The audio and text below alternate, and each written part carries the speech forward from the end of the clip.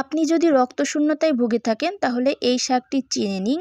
এই শাকের নাম হচ্ছে মালঞ্চ শাক। এটি গ্রামের রাস্তাঘাটে, আশেপাশে, পুকুর পাড়ে প্রচুর পরিমাণে জন্মে থাকে। স্যাঁতসেঁতে স্থানে এটি অনেক বেশি পরিমাণে দেখা যায়।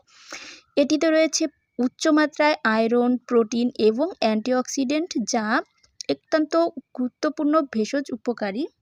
এটি রক্তশূন্যতা দূর করে, রোগ প্রতিরোধ ক্ষমতা বাড়ায় এবং উচ্চ ভিটামিন এ ও ক্যালসিয়াম চোখের স্বাস্থ্য ও হাড়ের ক্ষয় রোধ করতে সহায়তা করে থাকে।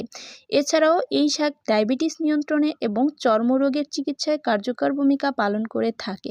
ভিটামিন এ এবং ক্যালসিয়ামের চমৎকার উৎস হওয়ায় এটি চোখের রেটিনা সুরক্ষা রাখে এবং হাড়কে মজবুত করে।